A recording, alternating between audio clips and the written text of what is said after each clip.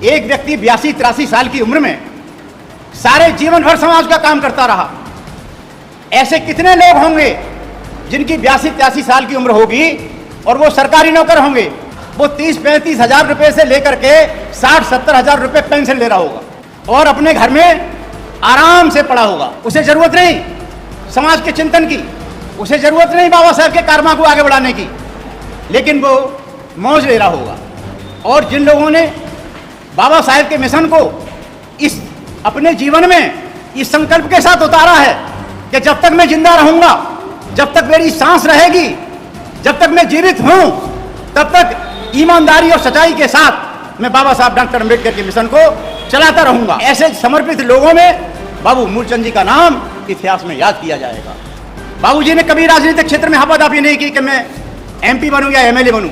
अगर वो उस क्षेत्र में भी कोशिश करते तो वो आज अगर एमएलए एमपी बन गए होते तो उनकी श्रद्धांजलि सभा में ये 50 आदमी इकट्ठे नहीं होते भैया।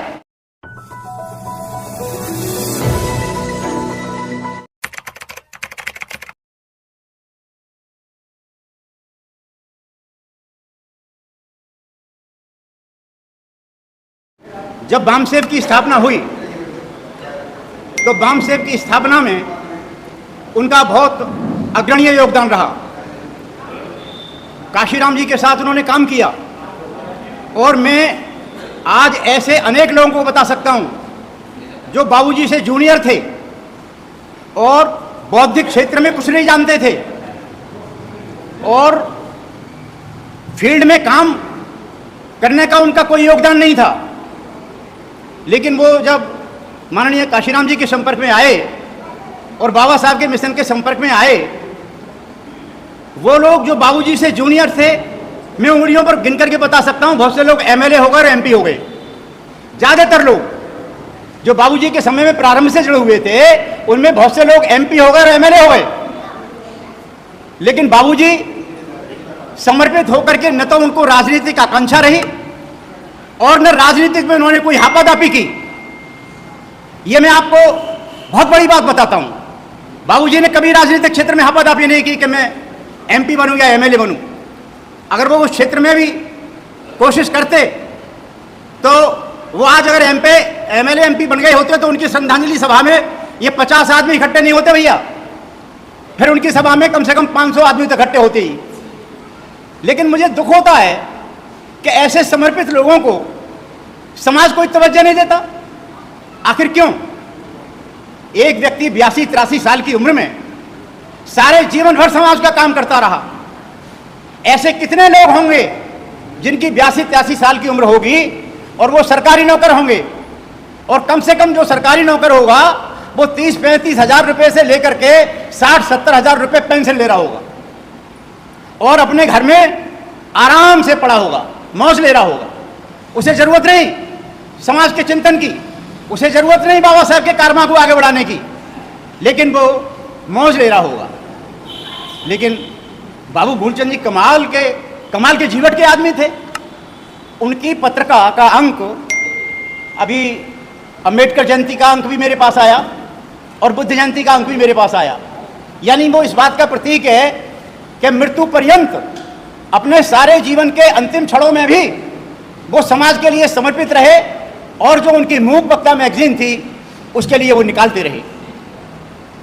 मैं समझ नहीं सकाऊंगा कितने लोग जानते हैं मूक वक्ता जो बाबूजी की पत्रिका निकालते थे। मुझे पता नहीं आप लोगों में से कितने लोगों ने वो पत्रिका पढ़ी होगी और कितने लोगों ने वो खरीदी होगी। माफ करेंगे, मैंने बाबूजी के संपादक किया, जो वो संपादकीय लिखते थे, मतलब उनका संपादकीय कमाल का होता था। उन्होंने अपने संपादकीय में बिल्कुल कोई चाटुकारिता नहीं की और निर्भीक होकर के अपने विचार रखे। मैंने उनके संपादकीयों का संकलन भी किया है, जो अच्छे उनके संपादकीय थे, मैंने उनका संकलन भी किया है। और वो जब आप उनके संपादकीय पढ़ेंगे तो आपको पता लगेगा कि वो कितने निर्भीक पत्रकार थे। लेकिन आज स्थिति यह है कि हम जो पुराने लोग हैं और जो जमीनी काम करते हैं और जिन लोगों ने बाबा साहेब के मिशन को इस अपने जीवन में इस संकल्प के साथ उतारा है कि जब तक मैं जिंदा रहूंगा, जब तक मेरी सांस रहेगी, जब तक मैं जीवित हूं, तब तक ईमानदारी और सच्चाई के साथ मैं बाबा साहब डॉक्टर अम्बेडकर के मिशन को चलाता रहूँगा। ऐसे समर्पित लोगों में बाबू मूलचंद जी का नाम इतिहास में याद किया जाएगा। साथियों, बामसेफ का एक कोटेशन है कि ब्राह्मणवादी व्यवस्था उनके ज्ञान पर नहीं, बहुजन समाज के अज्ञान पर टिकी हुई है। मैं समझता हूँ आज की उपस्थिति को देख करके मैं ये निश्चित रूप से कह सकता हूँ कि अभी हमारे अंदर जो अज्ञानता है, अभी हमारे अंदर जो जिस प्रकार की हम लोगों की सोच है, उस सोच को अगर हम देखते हैं तो मुझे बहुत ही आश्चर्य होता है कि एक ऐसे व्यक्तित्व के प्रति जिसने सारा जीवन समाज को समर्पित कर दिया, हम श्रद्धांजलि सभा में आकर के उनको पुष्पांजलि भी अर्पित नहीं कर सकते? क्या हम आज की तारीख में इतने मतलबी हो गए हैं? खैर, मैं ज़्यादा समय नहीं लूँगा, लेकिन अभी मैंने अप्रैल का संपादकीय पढ़ा। अप्रैल का संपादकीय में मेरे ख्याल में अप्रैल का संपादकीय बहुत अच्छा लिखा है, लेकिन उसमें नीचे लिखा था कि बाबूजी की अस्वस्थता के कारण और हम बाबूजी वो संपादकीय नहीं लिख सके। लेकिन जिन्होंने वो संपादकीय लिखा है, मेरे ख्याल एक तो सर जी अमृतलाल जी ने लिखा है अमृतलाल जी, और एक हाँ, उन्होंने जो संपादकीय लिखा है बहुत अच्छा संपादकीय लिखा है। और मैं ये उम्मीद करूँगा कि बाबूजी के जाने के बाद में जो उनकी पत्रिका है जो निरंतर निकल रही है, उसके लिए आप लोग भी उसके ग्राहक बनिए। आप लोग क्यों नहीं खरीदते? एक आदमी पत्रिका के लिए मैटर इकट्ठा करता है और वो छापता है, कितनी परेशानियां उसमें होती हैं और कितनी दिक्कतें उसमें आती हैं। और हम लोग जो है बाबा साहब डॉक्टर अम्बेडकर की जो पत्रिकाएं हैं, उन लोगों को हम खरीद भी नहीं सकते हैं। ऐसी स्थिति में साथियों, वो एक प्रखर पत्रकार थे और पत्रकारिता के माध्यम से उनकी आवाज़ सारे देश में पहुंची। मैं आप लोगों से पुनः ये निवेदन करूंगा कि आप लोग बाबा साहब के मिशन में जिस तरह उन्होंने सारे जीवन भर आहुति दी है, सारे जीवन भर वो बाबा साहब के मिशन के लिए कृत संकल्प रहे हैं, उसी प्रकार आप भी अपने जीवन का सिद्धांत ये बनाएंगे कि हम बाबा साहब डॉक्टर अम्बेडकर के और विचारों के लिए, काशीराम जी के विचारों के लिए, बुद्ध के विचारों के लिए आगे बढ़ाने के लिए तन मन धन से हम योगदान देते रहेंगे।